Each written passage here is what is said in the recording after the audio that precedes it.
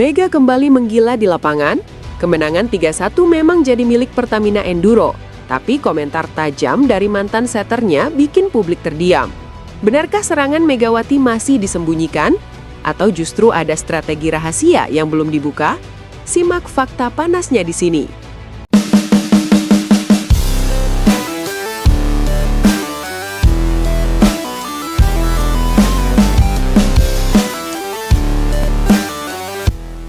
Akhirnya kali ini tidak dipukul keras oleh Mega. Berhasil kali ini Mega ya, kembali mempercepat tempo set point yang sebelumnya sempat membuat publik menahan napas. Semua berawal dari bola pertama yang tidak sempurna, penerimaan servis yang sedikit melenceng, namun justru dari situ momentum kemenangan terbentuk. Poin demi poin bergulir hingga memastikan kemenangan 3-1 bagi Jakarta Pertamina Enduro atas Jakarta Popsivo Polwan dalam lanjutan Proliga 2026, seri Bojonegoro terasa begitu manis. Di tengah gemuruh penonton dan sorakan tribun, satu nama kembali menjadi pusat perhatian. Megawati Hangesti Pertiwi, sang motor serangan yang tak pernah kehabisan energi. Namun euforia kemenangan itu tidak sepenuhnya tanpa catatan. Di balik skor meyakinkan, muncul suara berbeda dari mantan rekan setimnya di Korea, Yeom Hee-sun, yang justru melihat celah taktik yang menurutnya belum dimaksimalkan. Ia menilai pola distribusi bola masih terlalu mudah ditebak, terutama ketika bola diarahkan terus-menerus ke posisi open hitter tanpa variasi serangan belakang. Kritik itu langsung memantik diskusi hangat di kalangan analis voli. Apakah potensi Mega belum sepenuhnya dieksplorasi? Ataukah strategi tim memang sengaja dirancang sederhana demi stabilitas? Pertandingan sendiri berlangsung panas sejak set pertama. Tempo cepat, rally panjang, dan smash keras silih berganti membuat atmosfer GOR terasa seperti final. Pertamina Enduro tampil agresif dengan skema serangan langsung ke sayap kanan, memanfaatkan lompatan eksplosif Mega. Ia beberapa kali berhasil menembus blok ganda lawan, bahkan dalam situasi bola sulit. Namun Popsivo Polwan bukan tanpa perlawanan. Mereka membaca pola tersebut dan mulai menutup ruang pukulan dengan blok rapat, memaksa Mega mengubah sudut serangan. Di titik inilah, pertandingan berubah menjadi duel kecerdikan, bukan sekedar kekuatan. Dalam wawancara eksklusif seusai laga, Yeom Hee-sun menyoroti distribusi bola dari setter Pertamina, Tisha Amalia. Menurutnya, meski akurat, pola umpan masih terlalu repetitif. Ia menegaskan bahwa pemain seperti Megawati memiliki kemampuan menyerang dari berbagai titik, termasuk back attack dari garis 3 meter yang justru menjadi senjata paling mematikan. Mega itu bukan hanya kuat, tapi juga punya timing luar biasa. Kalau hanya disuplai bola depan terus, lawan pasti membaca, ujarnya. Ia bahkan mengaku heran karena sepanjang pertandingan, variasi serangan belakang nyaris tidak terlihat. Kritik itu bukan kritik pedas, melainkan refleksi dari seseorang yang pernah membangun chemistry langsung dengan Mega di klub Korea, Daijin Jungkwanjang Red Sparks.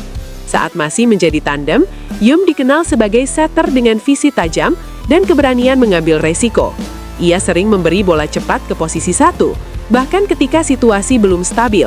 Hasilnya sering menyegarkan lawan, karena Mega mampu memukul dengan sudut ekstrim. Baginya, kepercayaan setter terhadap spiker adalah fondasi serangan modern. Tanpa kepercayaan, permainan menjadi setengah-setengah. Meski demikian, ia tetap memuji performa Megawati yang dinilainya tetap dominan. Baginya, kekuatan utama Mega bukan hanya pada power, melainkan konsistensi mental. Dalam tekanan skor ketat, ia justru terlihat semakin fokus. Hal itu terlihat jelas di set ketiga ketika skor sempat imbang 22-22.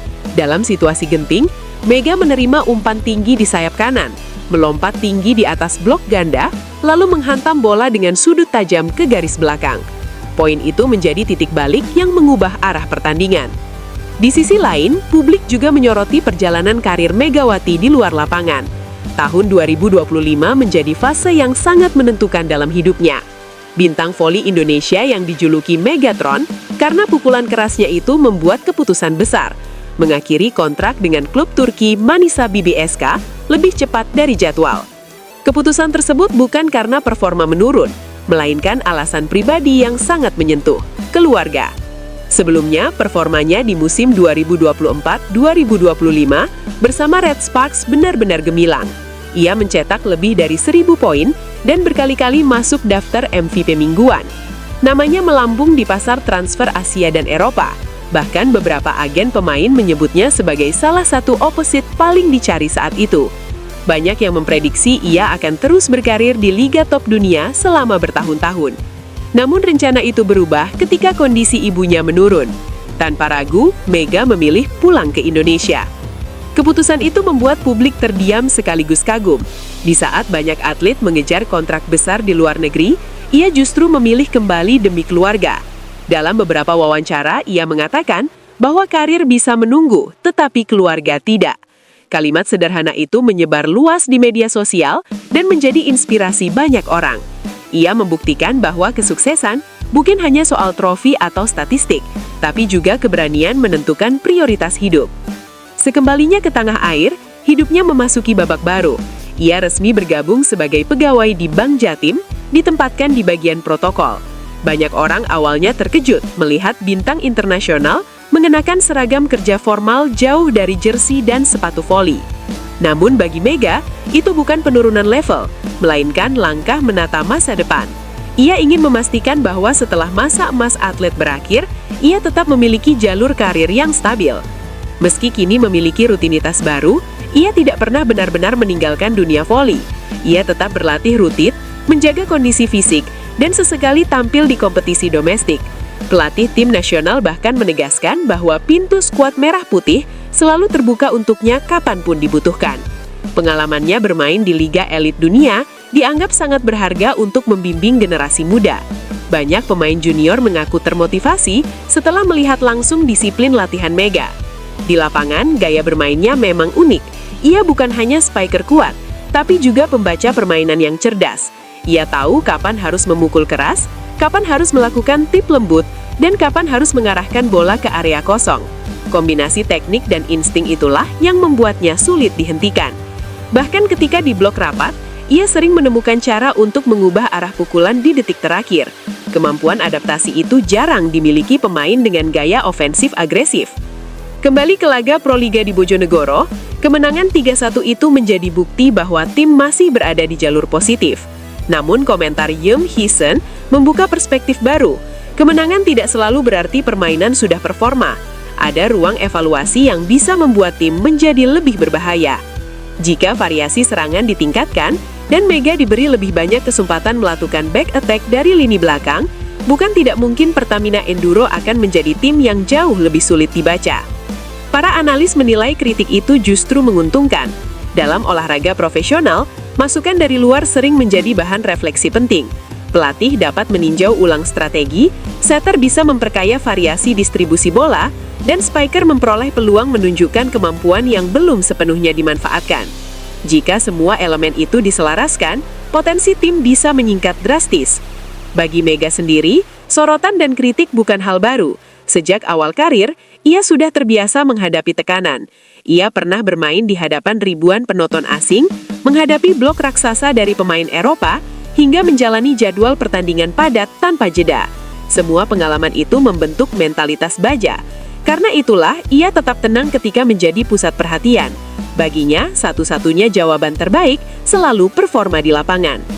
Menariknya, di balik aura kompetitifnya, ia dikenal sebagai pribadi sederhana. Rekan setim sering menceritakan bahwa ia jarang berbicara keras di ruang ganti.